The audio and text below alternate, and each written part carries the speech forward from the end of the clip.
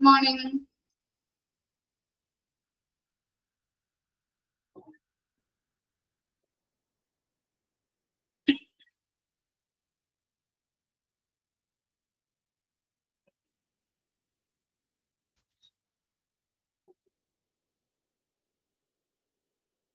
Okay, നമ്മൾ കഴിഞ്ഞ ക്ലാസ്സിൽ എടുത്തത് ക്വാളിറ്റീസ് വരെയാണ് അല്ലേ? ക്വാളിറ്റീസ് വരെയല്ലേ എടുത്ത് നിർത്തിയത്? ഓക്കെ.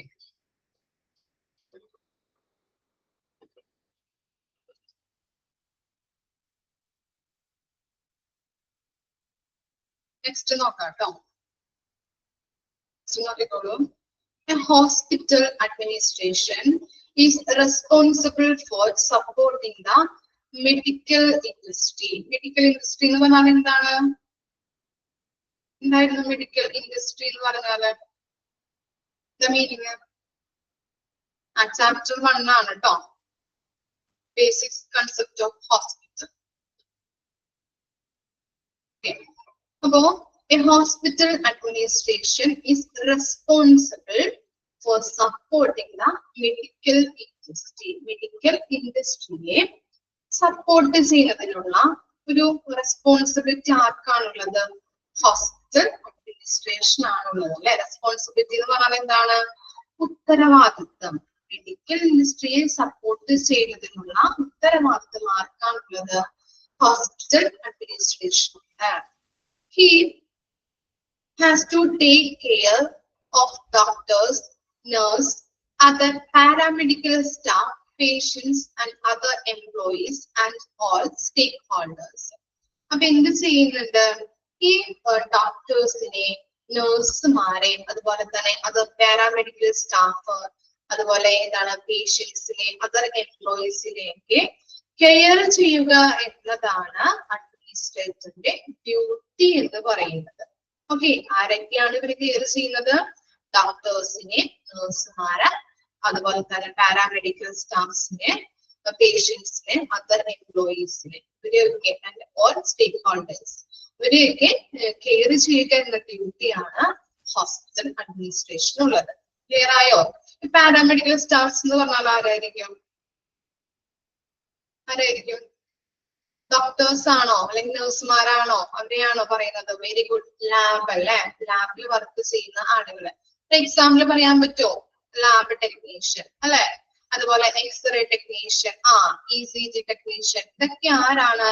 പാരാമെഡിക്കൽ സ്റ്റാഫ് ആണ് അല്ലെ? Okay. Who assist doctor and nurse providing patient care, അവരെയാണ് നമ്മൾ പറയുന്നത് പാരാമെഡിക്കൽ സ്റ്റാഫ്. ഡോക്ടറുമല്ല, നഴ്സുമല്ല, അതർ ഫീൽഡിൽ വർക്ക് ചെയ്യുന്ന, അതർ മെഡിക്കൽ ഫീൽഡിൽ വർക്ക് ചെയ്യുന്ന ആളുകൾ അല്ലെ? ലാബ് ടെക്നീഷ്യൻസ്, ECG ടെക്നീഷ്യൻസ്, അതുപോലെ എക്സ്റേ ടെക്നീഷ്യൻസ് ഒക്കെ നമുക്ക് എക്സാമ്പിൾ ആയിട്ട് പറയാം. ക്ലിയർ ആയില്ലേ? പാരാമെഡിക്കൽ സ്റ്റാഫ് ആരാണെന്ന്? ഓക്കെ. അപ്പൊ അവിടെ പറഞ്ഞത് എന്താണ്? A hospital administration is responsible for supporting the medical industry അല്ലെ? മെഡിക്കൽ ഇൻഡസ്ട്രിയെ സർവ് ചെയ്യാനായിട്ടുള്ള, സപ്പോർട്ട് ചെയ്യാനായിട്ടുള്ള റെസ്പോൺസിബിലിറ്റി ആർക്കാണുള്ളത്? ഉത്തരവാദിത്തം എന്ന് പറയുന്നത് ഹോസ്പിറ്റൽ അഡ്മിനിസ്ട്രേഷൻ ആണ്. അതുപോലെ തന്നെ ഡോക്ടേഴ്സ്, നഴ്സുമാരുണ്ട്, പാരാമെഡിക്കൽ സ്റ്റാഫുകളുണ്ട്, പേഷ്യൻസ് ഉണ്ട്, അതർ എംപ്ലോയീസ് ഉണ്ട്. അപ്പൊ അവരെയൊക്കെ കെയർ ചെയ്യാനുള്ള ഡ്യൂട്ടി ആർക്കാണുള്ളത്? ഹോസ്പിറ്റൽ അഡ്മിനിസ്ട്രേഷൻ ആണ് ഉള്ളത്. ഓക്കെ, ഇത്ര കാര്യങ്ങളാണ് അവിടെ പറയുന്നത് കേട്ടോ. ഈ നെക്സ്റ്റ് ആണ് ഡിപ്പാർട്ട്മെന്റ് ഓഫ് ഹോസ്പിറ്റൽ. കുറച്ച് ഹിസ്റ്ററീസ് ആണ് അവിടെ കൊടുത്തിരിക്കുന്നത് കേട്ടോ. നമ്മള് കഴിഞ്ഞ ഇൻട്രൊഡക്ഷൻ ആൻഡ് ഹിസ്റ്ററിക്ക് നമ്മൾ നോക്കിയില്ലേ, റിവൈസ് ചെയ്തില്ലേ? അതിലെ കാര്യങ്ങൾ തന്നെയാണ് ഇവിടെ കൊടുത്തിരിക്കുന്നത്. ഓക്കെ, ജസ്റ്റ് ഒന്ന് വായിച്ചു പറയാം നമുക്ക് കേട്ടോ.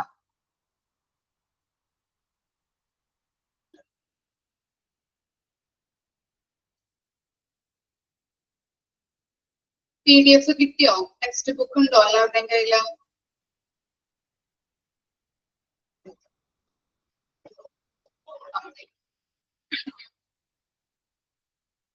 അപ്പൊ എന്താണ് നമുക്ക് നോക്കാം. ഡെവലപ്മെന്റ് ഓഫ് ഹോസ്പിറ്റൽ PDF ഉണ്ട് അല്ലെ? India, a country with a centuries old traditions of medical science first became familiar with the modern system of medicine in 17th century. നമ്മൾ ഹിസ്റ്ററിയിൽ പഠിച്ചതായിട്ട് ഓർക്കുന്നുണ്ടോ 17th centuries കാര്യങ്ങള് ഓർമ്മയുണ്ടോ? ഹിസ്റ്ററി ഒന്ന് എടുത്ത് റിവൈസ് ചെയ്താൽ നിങ്ങൾക്ക് കാണാൻ പറ്റും കേട്ടോ. 17th centuries കാര്യങ്ങളൊക്കെ അവിടെ പഠിക്കുന്നുണ്ട്, നമ്മൾ പഠിച്ചിട്ടുണ്ട്. The India, a country with a century or tradition of medical science, first became familiar with the modern system of medicine in the 17th century. എന്താ പറയുന്നത്? നൂറ്റാണ്ടുകൾ പഴക്കമുള്ള ഒരു വൈദ്യശാസ്ത്ര പാരമ്പര്യമുള്ള ഇന്ത്യ ഒരു മെഡിസിനില് ആധുനിക വൈദ്യശാസ്ത്രം പരിചയപ്പെടുത്തിയിട്ടുള്ളത് 17th സെഞ്ചുറിയിലാണ്. ഓക്കെ, ആ 17th എന്നുള്ളതൊന്ന് അണ്ടർലൈൻ ചെയ്ത് വെച്ചേ. ഒന്നുകൂടി വെച്ച് പറയാം. നൂറ്റാണ്ടുകൾ പഴക്കമുള്ള ഒരു വൈദ്യശാസ്ത്ര പാരമ്പര്യമുള്ള ഇന്ത്യ ഒരു മെഡിസിനില് ആധുനിക വൈദ്യശാസ്ത്രം പരിചയപ്പെടുത്തിയത് 17th സെഞ്ചുറീസിലാണ്. അണ്ടർലൈൻ ചെയ്ത് വെക്കാം കേട്ടോ. 17th സെഞ്ചുറി എന്നുള്ളത് ജസ്റ്റ് ഒന്ന് അണ്ടർലൈൻ ചെയ്യാം. ഓക്കെ, ഇനി സെക്കൻഡ് സെന്റൻസ് എന്താണ്? India became an independent nation in എന്താണ് 1947 അല്ലെ, and became a federal republic in 1950.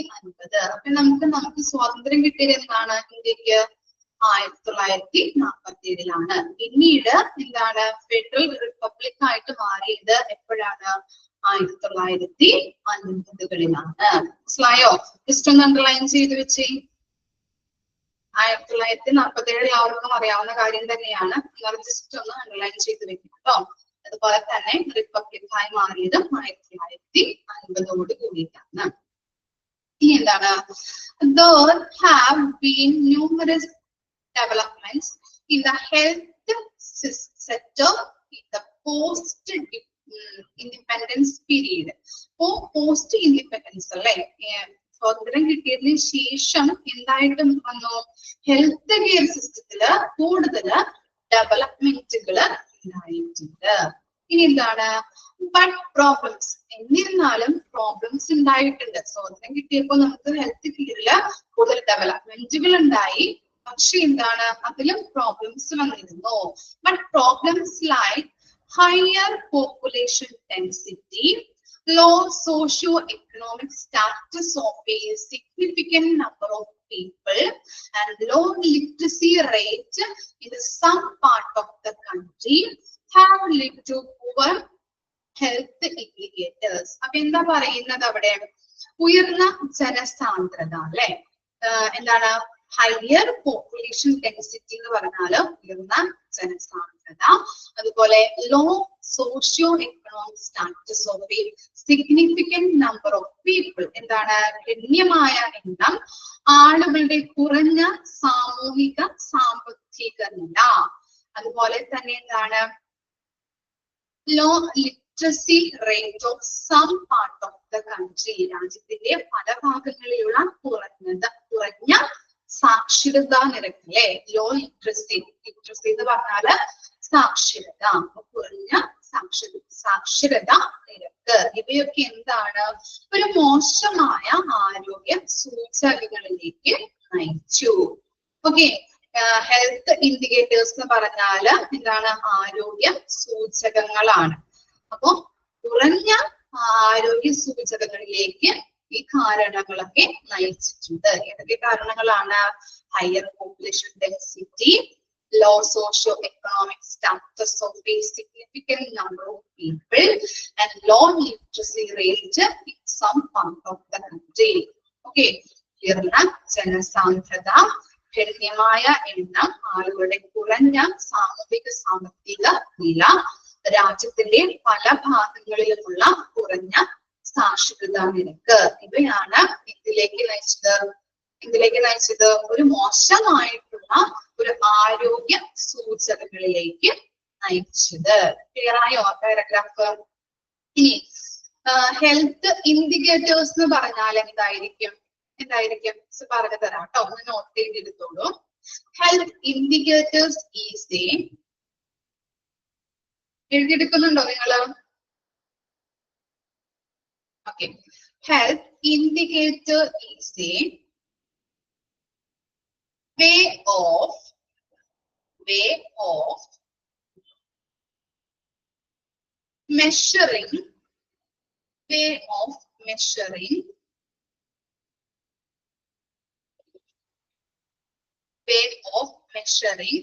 specified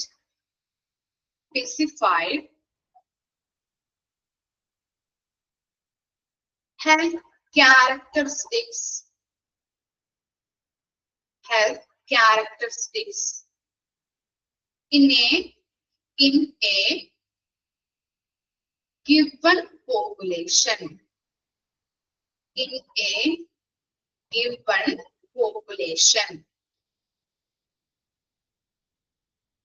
ഒന്നുകൂടി മിസ് വായിക്കാം കേട്ടോ. Health indicator is a way of measuring specified health characteristics in A given population. എന്താണ് health indicator എന്ന് പറഞ്ഞാല്? ജനസംഖ്യയിലെ ആരോഗ്യ സവിശേഷതകൾ അളക്കുന്നതിനുള്ള മാർഗങ്ങളാണ്. ഓക്കെ, ജനസംഖ്യയിലെ ആരോഗ്യ സവിശേഷതകൾ അളക്കുന്നതിനുള്ള മാർഗമാണ് ഇത് ഹെൽത്ത് ഇൻഡിക്കേറ്റർ എന്ന് പറഞ്ഞാല്. ക്ലിയർ ആയോ? ഇനി എന്തെങ്കിലും പറയണോ മിസ്? മലയാളത്തിലോ അല്ലെങ്കിൽ ഇംഗ്ലീഷിലോ ആർക്കെങ്കിലും കിട്ടാത്തതുണ്ടോ? മലയാളത്തിൽ പറഞ്ഞതാണോ വിഷ്ണുക്ക് കിട്ടാത്തത്? ഓക്കെ, മലയാളം പറയാട്ടോ. ജനസംഖ്യയിലെ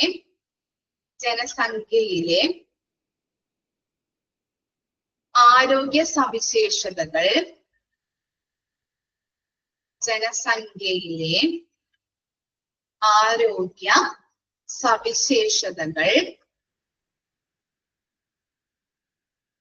അളക്കുന്നതിനുള്ള മാർഗമാണ് ഹെൽത്ത് ഇൻഡിക്കേറ്റർ. ജനസംഖ്യയിലെ ആരോഗ്യ സവിശേഷതകൾ അളക്കുന്നതിനുള്ള മാർഗമാണ് ഹെൽത്ത് ഇൻഡിക്കേറ്റർ.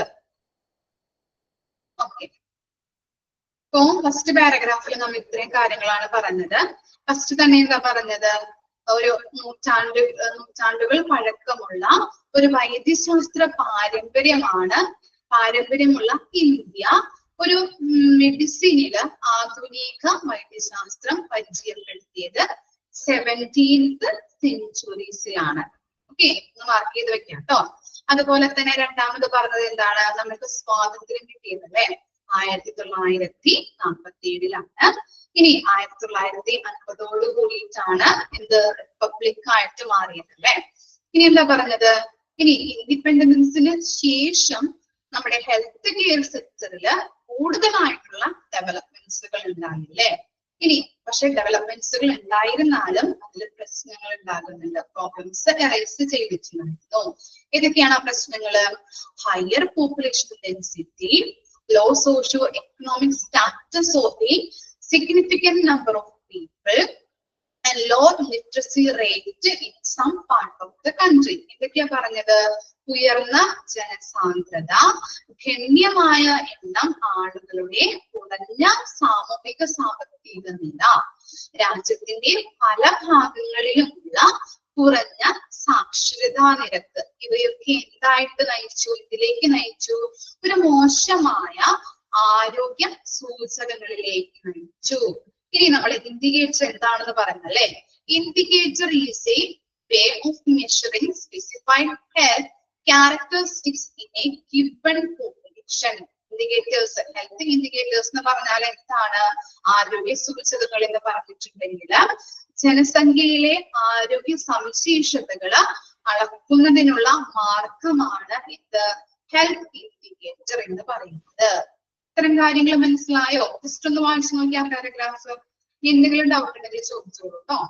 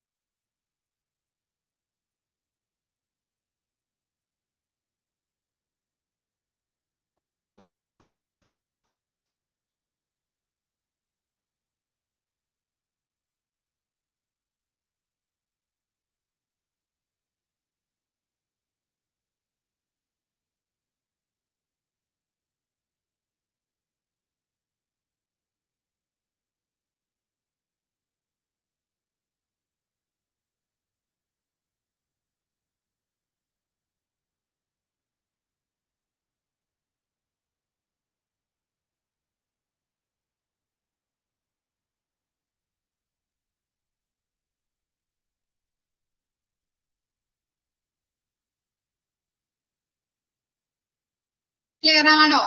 ആ പാരഗ്രാഫ് ഇനി ആർക്കും ഡൗട്ട് ഒന്നുമില്ലല്ലോ? ഓക്കെ. ഇനി നെക്സ്റ്റ് പാരഗ്രാഫ് ആണ് കേട്ടോ നോക്കേണ്ടത്.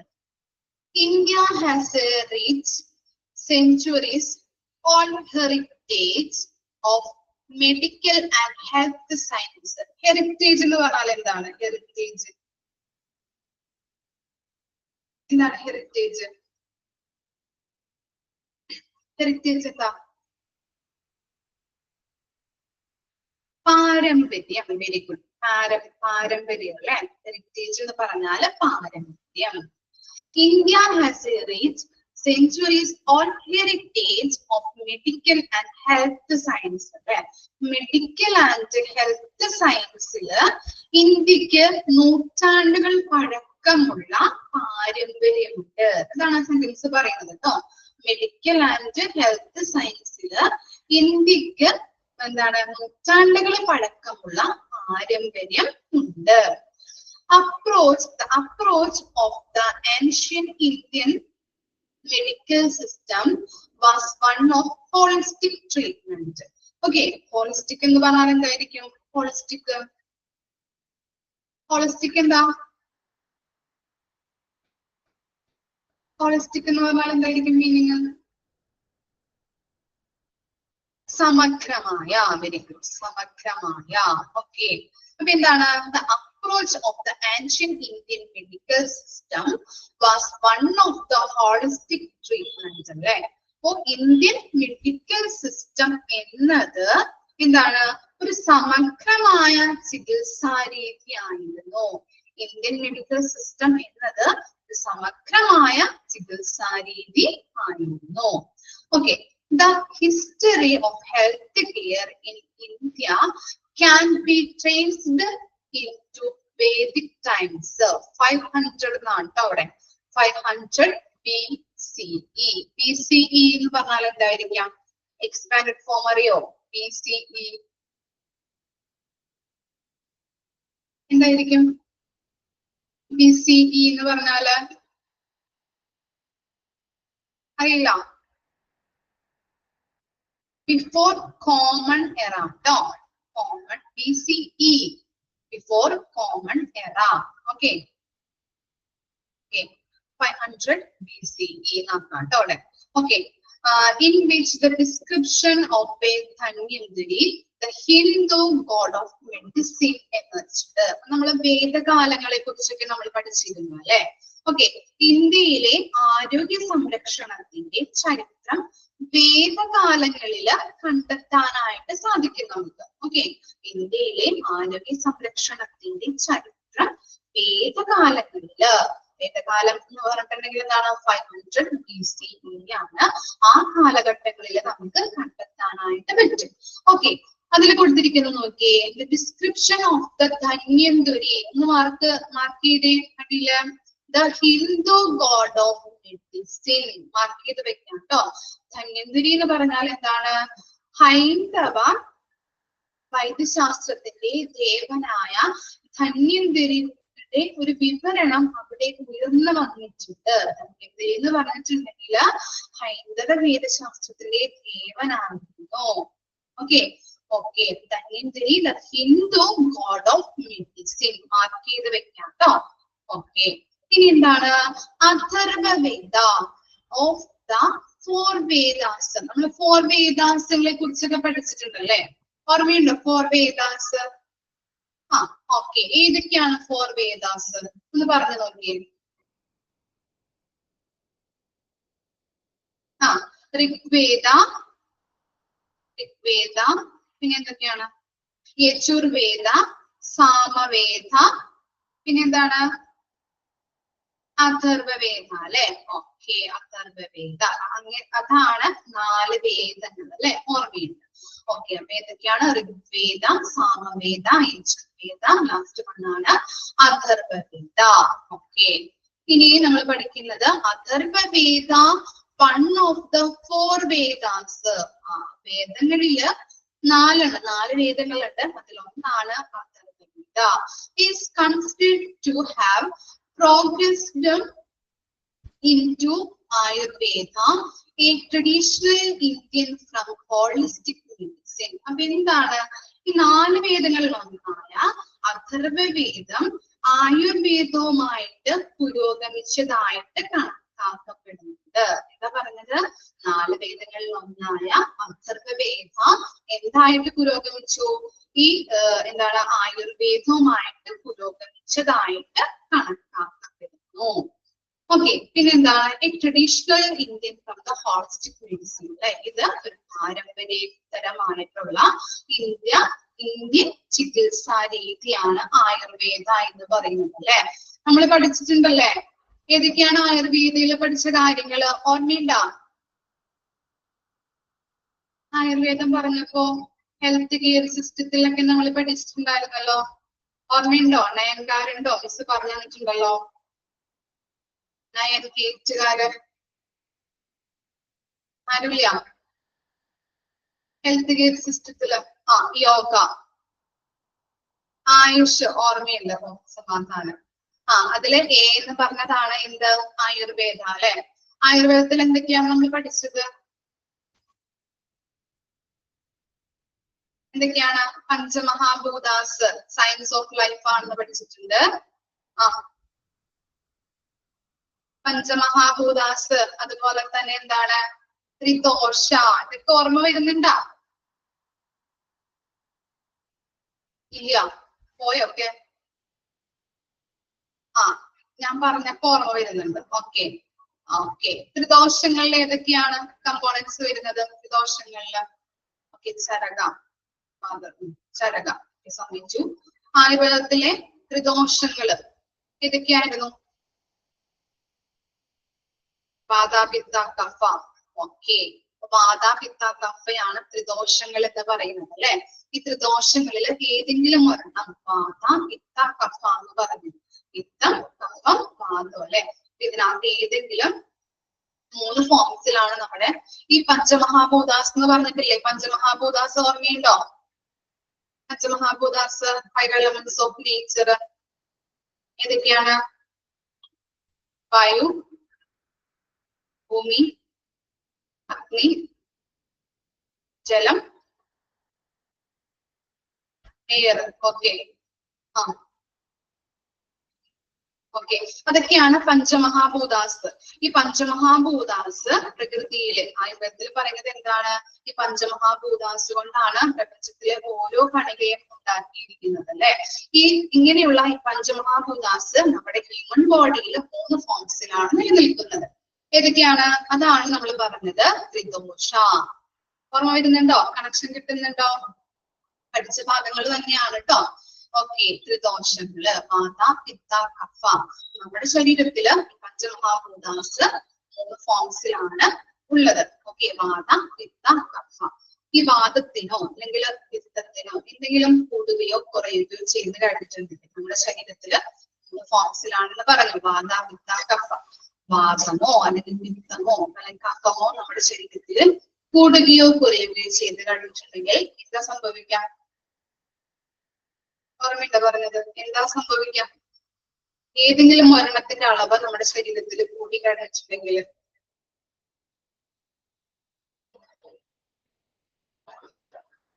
എന്ത് സംഭവിക്കും? ദോഷമാണോ? അല്ലെങ്കിൽ നമുക്ക് ഹെൽത്ത് പ്രോബ്ലംസ് ഉണ്ടാവും. അല്ലെ, രോഗം ഉണ്ടാവും, രോഗം ഉണ്ടാവും. ഓക്കെ, അതാണ് കേട്ടോ ഈ ആയുർവേദയുടെ കൺസെപ്റ്റ് ആയിട്ട് പറയുന്നത്. ഓക്കെ, അപ്പോ നമ്മൾ പഠിച്ചു എന്താണ് ആയുർവേദ. അല്ലെ, എന്താണ് 4 വേദങ്ങളിൽ ഒന്നായ അഥർവവേദം ആയുർവേദവുമായിട്ട് പുരോഗമിച്ചതായിട്ട് കണക്കാക്കപ്പെടുന്നു. അതുപോലെ തന്നെ ഇത് പരമ്പരാഗതമായിട്ടുള്ള ഒരു ഇന്ത്യൻ ചികിത്സയാണ് ആയുർവേദം എന്ന് പറയുന്നത്. The philosophy of Ayurveda, Charaka Samhita, the famous treatise on medicine compared with Charaka. അപ്പൊ എന്താണ് ട്രീറ്റീസ് എന്ന് പറഞ്ഞിട്ടുണ്ടെങ്കിൽ? എന്താണ് ട്രീറ്റീസ് എന്ന് പറഞ്ഞാൽ പ്രബന്ധമാണ് കേട്ടോ. ആയുർവേദത്തിലെ എന്താണ് ഫാദർ ഓഫ് ആയുർവേദ ആരാണ്? ഫാദർ ഓഫ് ആയുർവേദ ചരകയാണ്. അദ്ദേഹം രചിച്ച പ്രബന്ധമാണ് എന്ത്? ചരക സംഹിത. മാർക്ക് ചെയ്ത് വെച്ചേ, നമ്മൾ കഴിഞ്ഞ ഡിപ്ലോമയിൽ പഠിച്ചിട്ടുള്ള കാര്യങ്ങളാണ് കേട്ടോ. ചരക സംഹിത എന്ന് പറയുന്നത് അദ്ദേഹം രചിച്ച പ്രബന്ധമാണ്. Okay, and the surgical skill pronounced by Susruta or Mida, father of Indian surgery. Okay, അദ്ദേഹം രചിച്ച പ്രബന്ധമാണ് എന്ത്? എന്തായിരുന്നു? സുശ്രുത സംഹിത അല്ലേ? Okay. Be a testimony to the ancient tradition of scientific health care among the Indian people. നമ്മൾ പഠിച്ചിട്ടുണ്ടായിരുന്നു ആയുർവേദ എന്ന് പറയുന്നത് father of Ayurveda ചരകയാണ്. അദ്ദേഹം രചിച്ച പ്രബന്ധം ചരക സംഹിത. അതുപോലെ തന്നെ സുശ്രുത അല്ലെ? Okay, Sushruta father of Indian surgery, അദ്ദേഹം രചിച്ച പ്രബന്ധമാണ് എന്ത്? സുശ്രുത സംഹിത. ഇതൊക്കെ നമ്മൾ പഠിച്ചിട്ടുള്ളതാണ്. ഇനി historically the most outstanding hospitals in India were those built by King Ashoka. നമ്മൾ പഠിച്ചിട്ടുണ്ടായിരുന്നല്ലോ കിങ് അശോകയുടെ കാലഘട്ടം അല്ലെ? കിങ് അശോകയുടെ കാലഘട്ടം എത്രയാണ്? 273 മുതൽ 232 BCE വരെയാണ് അദ്ദേഹത്തിന്റെ കാലഘട്ടമായിട്ട് കണക്കാക്കപ്പെടുന്നത് അല്ലെ? കിങ് അശോക ഓർമ്മയുണ്ട? നമ്മള് ഹിസ്റ്ററിയിൽ പഠിച്ചിട്ടുണ്ടായിരുന്നു കേട്ടോ. ഓക്കെ, എന്താണ്? ഇന്ത്യയിലെ ഏറ്റവും മികച്ച ആശുപത്രികള് അശോക രാജാവ് നിർമ്മിച്ചതാണ്. ഓക്കെ, ഇന്ത്യയിലെ ഏറ്റവും മോസ്റ്റ് ഔട്ട്സ്റ്റാൻഡിംഗ് ആയിട്ടുള്ള ഏറ്റവും മികച്ച ഹോസ്പിറ്റലുകള് ആരാണ് നിർമ്മിച്ചിരിക്കുന്നത്? കിങ് അശോകയുടെ കാലഘട്ടത്തിൽ ഉണ്ടായിരുന്നതാണ് അല്ലെ? ഓക്കെ, അവിടെ മാർക്ക് ചെയ്ത് വെക്കാം കേട്ടോ. ചരക സംഹിത, അതുപോലെ എന്താണ്? സുശ്രുത, അതുപോലെ നെക്സ്റ്റ് വരുന്നത് കിങ് അശോക. അദ്ദേഹത്തിന്റെ കാലഘട്ടങ്ങൾ ഇതൊക്കെ ഒന്ന് മാർക്ക് ചെയ്ത് വെക്കാം കേട്ടോ. മാർക്ക് ചെയ്ത് വെച്ച് പഠിക്കാം. കഴിഞ്ഞ ക്ലാസ്സിൽ കഴിഞ്ഞ ഡിപ്ലോമയിൽ നമ്മൾ പഠിച്ചിരുന്നെങ്കിലും ഒന്നും കൂടി നമ്മള് ഇവിടെ റിവൈസ് ചെയ്യുന്നുണ്ട്. Okay, medicine based on Indian medical principles was taught in universities in Taxila and Nalanda. ഇവിടെ ടാക്സില എന്ന് പറഞ്ഞിട്ടുണ്ട് അല്ലെ? ടാക്സില എന്നത് കൊണ്ട് ഇവിടെ ഉദ്ദേശിക്കുന്നത് എന്താണ്? എന്തായിരിക്കും? വെരി ഗുഡ്, തക്ഷശില അല്ലെ? ടാക്സില എന്ന് പറഞ്ഞാല് തക്ഷശിലനെ തന്നെയാണ് കേട്ടോ പറയുന്നത്. അറിയാത്തവരെ നോട്ട് ചെയ്ത് വയ്ക്കാം. തക്ഷശിലനെ പറയുന്നത് എന്താണ്? ടാക്സില എന്ന് പറയുന്നുണ്ട്. ഓക്കെ, അപ്പോ ഇന്ത്യൻ വൈദ്യശാസ്ത്രങ്ങളെ അടിസ്ഥാനമാക്കിയുള്ള വൈദ്യശാസ്ത്രം തക്ഷശില, നളന്ദ സർവകലാശാലകളിൽ പഠിപ്പിച്ചിട്ടുണ്ട്. ഇനി ഈ നളന്ദ, തക്ഷശിലയൊക്കെ ഏത് രാജ്യങ്ങളിലാണ് നിലനിൽക്കുന്നതെന്ന് അറിയാമോ? ഓക്കെ, എഴുതിയെടുത്തോളൂ കേട്ടോ. പാകിസ്ഥാനിലെ പാകിസ്ഥാനിലെ പഞ്ചാബ് പ്രവിശ്യയിലാണ് തക്ഷശില സ്ഥിതി ചെയ്യുന്നത്. പാകിസ്ഥാനിലെ പഞ്ചാബ് പ്രവിശ്യയിലാണ് തക്ഷശില സ്ഥിതി ചെയ്യുന്നത്. പാകിസ്ഥാനിലെ പഞ്ചാബ് പ്രവിശ്യയിലാണ് തക്ഷശില സ്ഥിതി ചെയ്യുന്നത്. ഓക്കെ, തക്ഷശിലനെ പറയുന്ന മറ്റൊരു പേരാണ് ടാക്സില. അതും കൂടി ഒന്ന് നോട്ട് ചെയ്ത് വെക്കാം. ഇനി നെക്സ്റ്റ് ആണ് നളന്ദ അല്ലെ? ഇന്ത്യയിലെ ബീഹാറിലെ രാജ്ഗിറിലാണ് ഈ നളന്ദ സർവകലാശാല സ്ഥിതി ചെയ്യുന്നത്. ബീഹാറിലെ രാജ്ഗിറിലാണ് നളന്ദ സർവകലാശാല സ്ഥിതി ചെയ്യുന്നത്.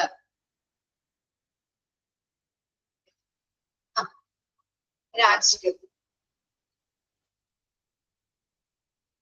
RAJGIR Rajgir. RAJGIR GIR. Comment ഇടണോ മിസ്? ടൈപ്പ് ചെയ്ത് തരാം കേട്ടോ. ഞാൻ ടൈപ്പ് ചെയ്യാത്തതേ റെക്കോർഡിംഗ് ക്ലാസ് കാണുന്ന കുട്ടികൾക്ക് അത് കാണാൻ പറ്റില്ല, അതുകൊണ്ടാണ് ടൈപ്പ് ചെയ്തത്.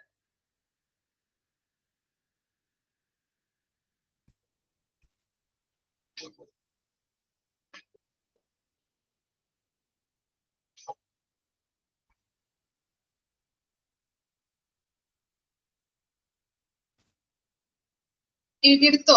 എന്തെങ്കിലും ഡൗട്ട് ഉണ്ടോ?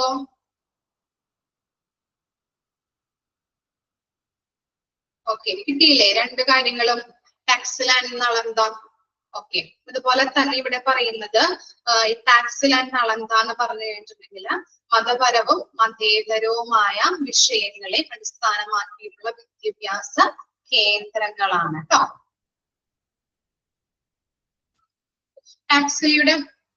തക്ഷശിലയുടെ മറ്റൊരു പേരോ ദേ ഇവിടെ കിടക്കുന്നുണ്ടല്ലോ, ടാക്സില.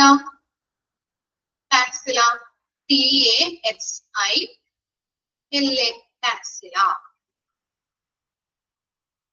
ഓക്കെ, മതപരവും മതേതരവുമായ വിഷയങ്ങളെ അടിസ്ഥാനമാക്കിയുള്ള വിദ്യാഭ്യാസ കേന്ദ്രങ്ങളാണ് ടാക്സിലയും അല്ലെങ്കിൽ തക്ഷശിലയും നളന്ദയും. ഇനി പറയണോ?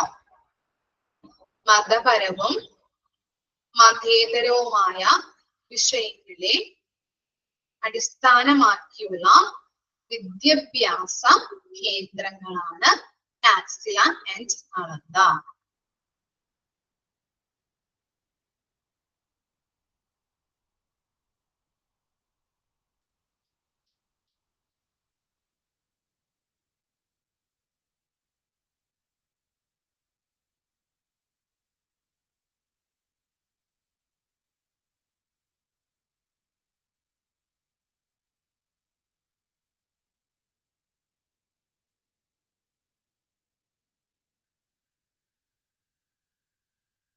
ഓക്കെ ആണോ? ഇത്ര വരെ ഓക്കെ ആണോ? ടാക്സില ആൻഡ് നളന്ദ വരെ കിട്ടാത്തവരുണ്ടോ? ഇനി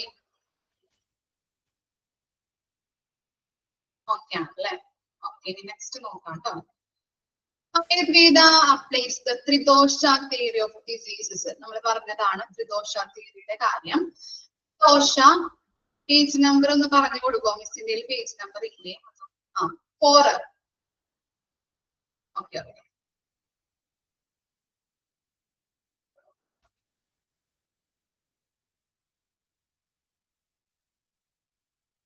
ഇനി നോക്കിയേ, ത്രിദോഷ defines 3 ദോഷ or biological elements. അപ്പൊ ത്രിദോഷനെ പറയുന്നത് 3 ദോഷ അല്ലെ, 3 ദോഷ എന്ന് പറയുന്നുണ്ട്. അതുപോലെ തന്നെ ബയോളജിക്കൽ എലമെന്റ്സ് എന്ന് കൂടിയും അതിനെ ത്രിദോഷനെ പറയുന്നുണ്ട് കേട്ടോ.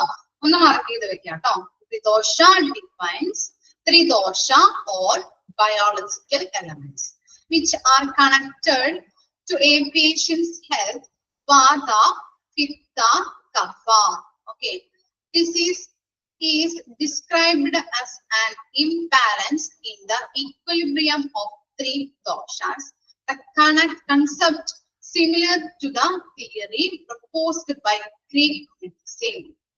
Okay, നമ്മൾ പറഞ്ഞില്ലേ ആയുർവേദയില് നമ്മൾ പറഞ്ഞ പഞ്ചമഹാഭൂതാസ്. ഈ പഞ്ചമഹാഭൂതാസ് നമ്മുടെ ബോഡിയിൽ 3 കമ്പോണൻസിലൂടെയാണ് നിൽക്കുന്നത് അല്ലെ. ത്രിദോഷങ്ങൾ എന്ന് പറഞ്ഞു. ത്രിദോഷങ്ങള് വാത, പിത്ത, കഫ. ഓക്കെ, വാതനെ മിന്റ്, പിത്തനെ കൽ, അതുപോലെ തന്നെ കഫനെ പറയുന്നത് മ്യൂക്കസ്. ഓക്കെ, ഇതിനകത്ത് ഏതെങ്കിലും ഒന്നിന്റെ അളവ് നമ്മുടെ ശരീരത്തിൽ കൂടുകയോ കുറയുകയോ കഴിഞ്ഞിട്ടുണ്ടെങ്കിൽ നമുക്ക് എന്ത് സംഭവിക്കാം? അസുഖങ്ങള്, രോഗങ്ങള്, ഡിസീസുകള് ഉണ്ടാവാനായിട്ട് സാധ്യതയുണ്ട്. ഇത് 3ഉം കൂടിയും ഒരുമിച്ച് കൊണ്ടുപോകണം. ഇംബാലൻസ് അല്ലെ, ബാലൻസിൽ നമ്മള് ഓക്കെ, ബാലൻസ് ആയി കഴിഞ്ഞിട്ടുണ്ടെങ്കിൽ ബുദ്ധിമുട്ടാണോ അല്ലെ. ബാലൻസിൽ കൊണ്ടുപോയി കഴിഞ്ഞാല് നമുക്ക് എന്താണ് അസുഖങ്ങളൊന്നും ഉണ്ടാകാതിരിക്കുള്ളൂ. ഒരു ആരോഗ്യപരമായിട്ടുള്ള ശരീരം നിലനിർത്താനായിട്ട് നമുക്ക് പറ്റുകയുള്ളൂ. ഓക്കെ, അപ്പൊ ഇത് 3ഉം കൂടി, ഈ ത്രിദോഷങ്ങൾ 3ഉം കൂടി നമ്മുടെ ശരീരത്തില് ബാലൻസ് ചെയ്ത് കൊണ്ടുപോകണം. ഓക്കെ, ക്ലിയർ ആയോ? ഇനി എന്താണ് അത്? Ancient system of medicine like Unani and homeopathy. നമ്മൾ പഠിച്ചിട്ടുണ്ടല്ലോ യുനാനി ആൻഡ് ഹോമിയോപ്പതി. ഓക്കെ, എന്തൊക്കെയാണ് യുനാനിയെ കുറിച്ച് നമ്മൾ പഠിച്ചത്? ഓർമ്മയുണ്ടോ? ഫാദർ ഓഫ് യുനാനി ആരാണ്? ഫാദർ ഓഫ് യുനാനി ഓർത്ത് നോക്കി, റിവൈസ് ചെയ്ത് നോക്കി. ഞാൻ പറഞ്ഞിട്ടുണ്ടായിരുന്നു നമ്മുടെ ക്ലാസ്സിൽ വരുമ്പോ ഹിപ്പോക്രാറ്റസ് അല്ലെ. ഓക്കെ, ഓരോന്ന് വായിച്ചു വരാൻ പറഞ്ഞിട്ടുണ്ടായിരുന്നു അല്ലെ മിസ്. ഓക്കെ, അദ്ദേഹം ഏത് ഫിലോസഫർ ആണ്? പറഞ്ഞു തന്നിട്ടുണ്ടല്ലോ മിസ്. ഏത് ഫിലോസഫർ ആണ് ഹിപ്പോക്രാറ്റസ്? ഗ്രീക്ക് ഫിലോസഫർ അല്ലെ. ഓക്കെ, അതിനകത്ത് നമ്മള് കമ്പോണൻസ് പറഞ്ഞിരുന്നല്ലോ, നമ്മുടെ ഹ്യൂമൻ ബോഡിയിൽ നിൽക്കുന്ന കമ്പോണൻസ്, 4 കമ്പോണൻസ് ഓർമ്മയുണ്ടോ?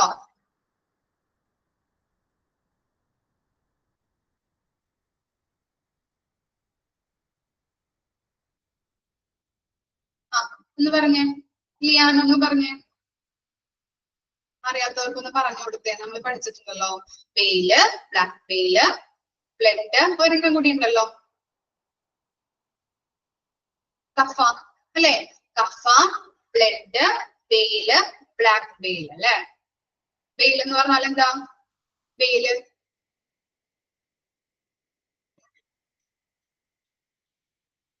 പിത്തരസം. ഓക്കെ, ബ്ലാക്ക് പെയില് കറുത്ത പിത്തരസം കേട്ടോ. ഓക്കെ, അങ്ങനെയുള്ള കാര്യങ്ങളാണ് നമ്മൾ പഠിച്ചത്. ഈ നാല് കമ്പോണൻസ് ആണ് യുനാനി സിസ്റ്റത്തിൽ പറയുന്നത് കേട്ടോ. ഫാദർ ഓഫ് യുനാനി എന്ന് പറഞ്ഞാൽ ഹിപ്പോക്രാറ്റസ് ആണ്.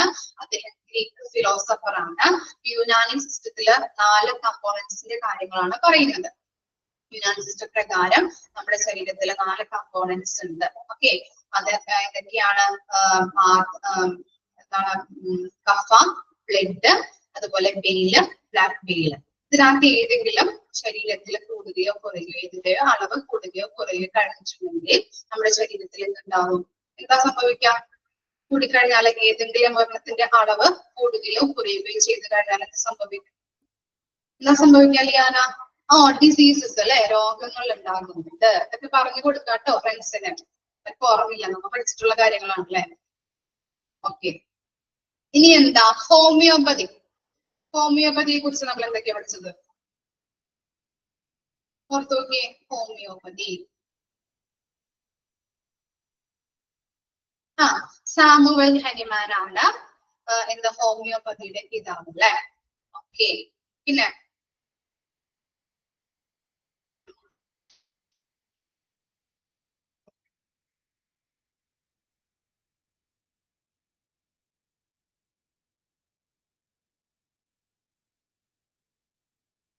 പിന്നെന്തൊക്കെയാ പഠിച്ചത് നമ്മള്?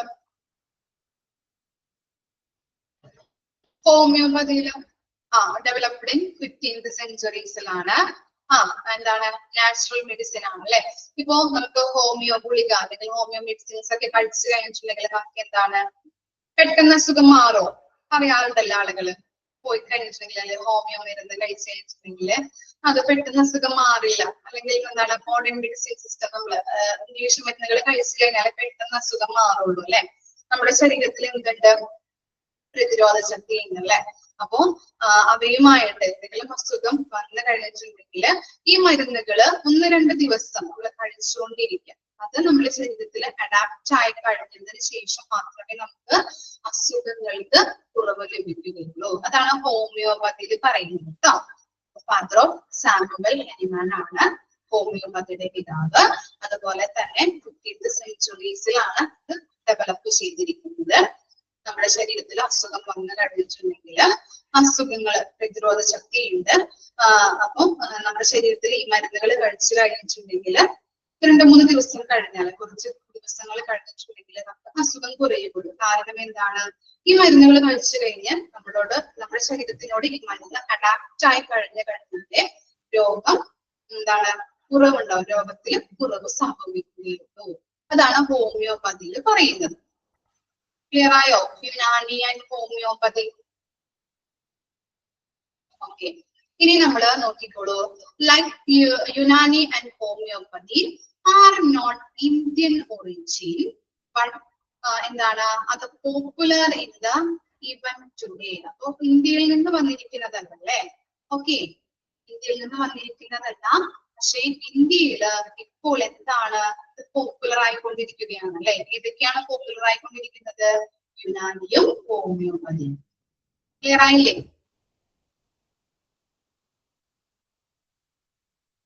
ഇനി നെക്സ്റ്റ് പാരഗ്രാഫും കൂടി ഒന്ന് നോക്കിയാൽ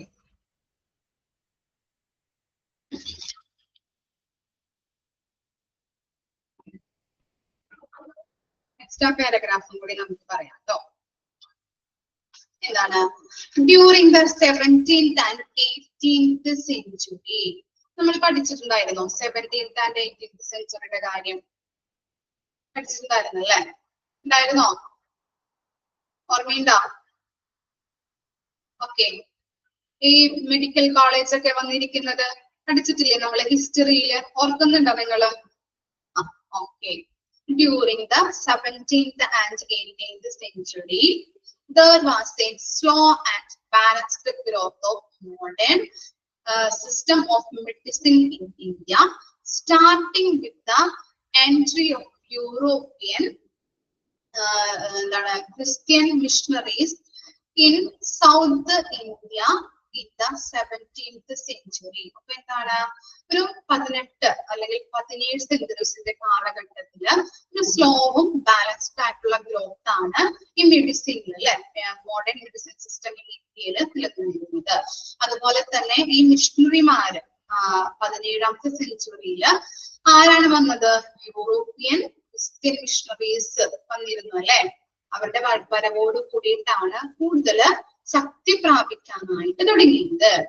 ഇനി നെക്സ്റ്റ് വരുന്നതാണ് കേട്ടോ ഇമ്പോർട്ടന്റ്. എന്താണ്?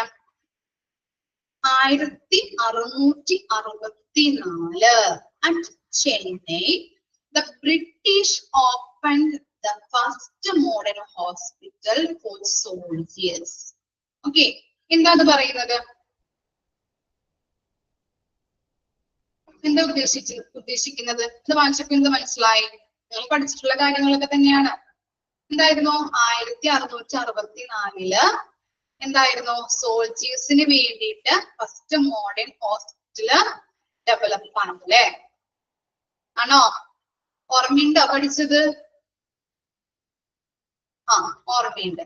ഇനി 1688 another for the civilian population. ഇനി 1688 എന്ത് വന്നു?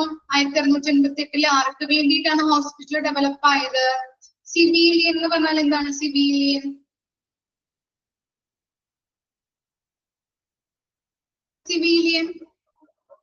ജനങ്ങൾ അല്ലെ, സാധാരണക്കാർക്ക് വേണ്ടിയിട്ടാണ് ഹോസ്പിറ്റൽ ഡെവലപ്പ് ചെയ്തത് അല്ലെ.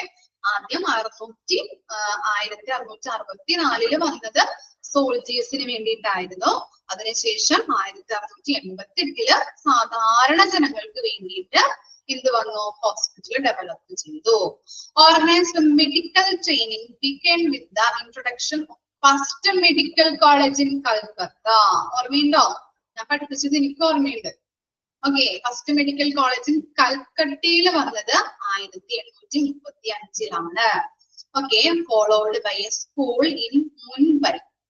മുംബൈയിൽ വന്നതോ 1845. ഈ ചെന്നൈയിൽ and one in Chennai in 1850. First medical college in Calcutta. കൽക്കത്തയിൽ വന്നത് 1835. അതുപോലെ മുംബൈയിൽ വന്നത് 1845. ചെന്നൈയിൽ വന്നത് 1850-കളിലാണ്. ക്ലിയർ ആയോ? ഇത്രയും കാര്യങ്ങളൊന്ന് വായിച്ചു നോക്കി. ഇത്രയും കാര്യം മിസ് എടുക്കുന്നുള്ളൂ. ജസ്റ്റ് ഒന്ന് വായിച്ചു നോക്കി. നിങ്ങൾ പഠിച്ചിട്ടുള്ള കാര്യങ്ങളൊക്കെ തന്നെയാണ്.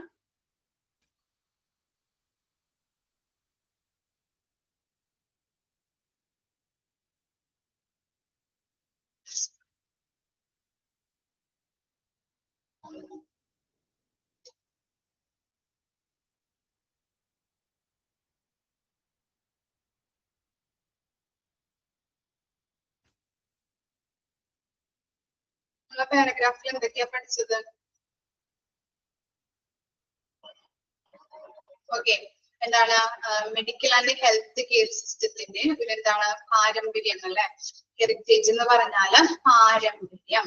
ഓക്കെ, അപ്പൊ എന്താണ്? മെഡിക്കൽ ആൻഡ് ഹെൽത്ത് ഹെൽത്ത് സയൻസിൽ ഒരു ഇന്ത്യക്ക് നൂറ്റാണ്ടുകൾ പഴക്കമുള്ള പാരമ്പര്യം ഉണ്ടായിരുന്നു. അതുപോലെ തന്നെ ഇന്ത്യൻ മെഡിക്കൽ സിസ്റ്റത്തില് ഹോളിസ്റ്റിക് എന്ന് പറഞ്ഞിട്ടുണ്ടെങ്കിൽ സമഗ്രമായ ഒരു ചികിത്സാ രീതിയായിരുന്നു ഇന്ത്യൻ മെഡിക്കൽ സിസ്റ്റത്തിൽ വന്നിരിക്കുന്നത്. അതുപോലെ തന്നെ എന്താണ് വേദിക് ടൈംസ് അല്ലെ, വേദിക് ടൈംസിന്റെ കാര്യങ്ങൾ പറഞ്ഞു. എന്താണ് 500 BC ആണ്. BC പറഞ്ഞിട്ടുണ്ടെങ്കിൽ ബിഫോർ കോമൺ എറ. ഇതാണ് എക്സ്പാൻഡഡ് ഫോം ആയിട്ട് പറയുന്നത്. 500 BC ആണ് വേദാസിന്റെ കാലഘട്ടമായിട്ട് പറയുന്നത്. അവിടെ പറയുന്നത് എന്തായിരുന്നു? ധന്വന്തരിയുടെ കാര്യം പറയുന്നുണ്ട് അല്ലെ. ഈ ധന്വന്തരി എന്ന് പറഞ്ഞിട്ടുണ്ടെങ്കിൽ എന്താണ്? ഹൈന്ദവ വൈദ്യശാസ്ത്രത്തിന്റെ ദേവനായിരുന്നു. ഇമ്പോർട്ടന്റ് ആണ്. അതുപോലെ തന്നെ അവിടെ പറഞ്ഞത് ആയുർവേദ, ഫാദർ ഓഫ് ആയുർവേദയാണ് ചരക. അദ്ദേഹം രചിച്ച പ്രബന്ധമാണ് ചരക സംഹിത. അതുപോലെ തന്നെ സുശ്രുത രചിച്ച ഫാദർ ഓഫ് സർജറി ആണ് സുശ്രുത രചിച്ച പ്രബന്ധമാണ് സുശ്രുത സംഹിത. അതുപോലെ എന്താണ്? അശോകയുടെ കാലഘട്ടം അല്ലെ, 273 മുതൽ 232 BC കാലഘട്ടമാണ് അശോകയുടെ കാലഘട്ടം. അദ്ദേഹം ഏറ്റവും മികച്ച ആശുപത്രികളാണ് നിർമ്മിക്കാനായിട്ട് തുടങ്ങിയത്. ഏത് കാലഘട്ടത്തില്? ഈ അശോകയുടെ കാലഘട്ടത്തിൽ. ഓക്കെ,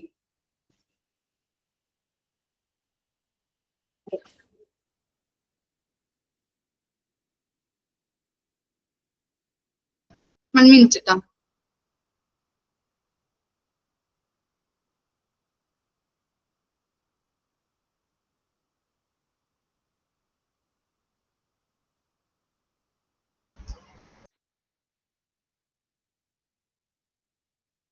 ഓക്കെ, പിന്നെ പറഞ്ഞത് ആയുർവേദം, ത്രിദോഷങ്ങൾ നമ്മൾ പഠിച്ചിട്ടുള്ള കാര്യങ്ങളൊക്കെ തന്നെയാണ്. ഹോമിയോപ്പതി ആൻഡ് നാച്ചുറോപ്പതിയുടെ കാര്യങ്ങൾ പറഞ്ഞു.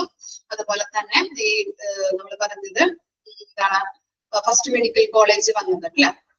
ഓക്കെ, ഫസ്റ്റ് മെഡിക്കൽ കോളേജ് വന്നത് കൽക്കട്ടയിൽ വന്ന കാര്യം, അതുപോലെ തന്നെ മുംബൈയിൽ വന്നത് എപ്പോഴാണ്, ചെന്നൈയിൽ വന്നത് എപ്പോഴാണ് ഉള്ള കാര്യങ്ങളൊക്കെയാണ് നമ്മൾ പഠിച്ചത് കേട്ടോ. ഇത്രയും വരെയും നെക്സ്റ്റ് ക്ലാസ്സിൽ വരുമ്പോൾ വായിച്ച് പഠിച്ചിട്ട് വരാം കേട്ടോ. ഓക്കെ ആണോ? ഹിസ്റ്ററി ക്ലിയർ അല്ലേ? Okay, thank you.